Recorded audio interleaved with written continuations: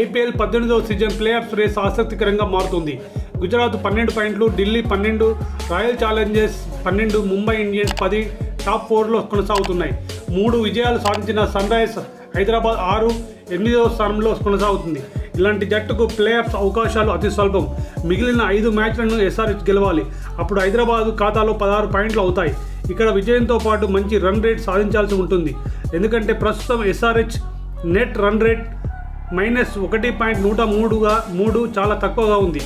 5లో 2 మ్యాచ్లను ఉప్పల్లో ఆడడం కలిసొచ్చే అంశం. అయితే ఇక్కడ పిచ్లు విభిన్నంగా ఉంటాయని ఇప్పటికే రుజువైంది. బ్యాటింగ్కు అనుకూలంగా ఉండే పిచ్ను ఎంచుకుంటే సన్ రైజర్స్కు తిరుగు ఉండదు. మే 2 గుజరాత్ టైటన్స్ అహ్మదాబాద్ వేదికగా హైదరాబాద్ తలపడనుంది. ఇది బ్యాటింగ్కు అనుకూలంగా ఉండే మైదానం. ఇప్పటివరకు ఐపీఎల్లో ఆ ఇరు జట్ల 5 సార్లు తలపడగా గుజరాత్ 3, హైదరాబాద్ 1 మ్యాచ్లోనే గెలిచింది. మే 5 ఉప్పల్ వేదికగా ఢిల్లీ క్యాపిటల్స్ను హైదరాబాద్ ఢీకొట్టనుంది. ఈ సీజన్ తొలి మ్యాచ్లో మినహా గత 4 ఇంట్లోనూ సన్ రైజర్స్ ఓటమి పాలైంది.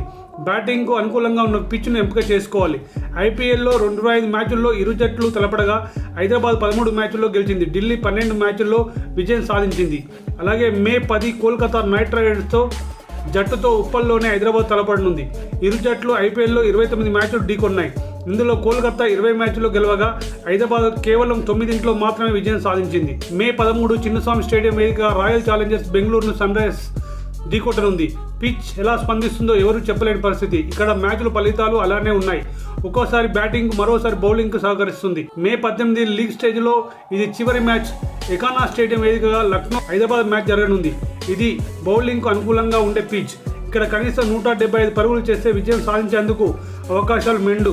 ఇప్పటి వరకు ఐపీఎల్లో ఇరు జట్లు 5 మ్యాచ్లు తలపడ్డాయి. ఇందులో లక్నో సూపర్ జైంట్స్ 4, హైదరాబాద్ కేవలం 1 మ్యాచ్లోనే గెలిచింది.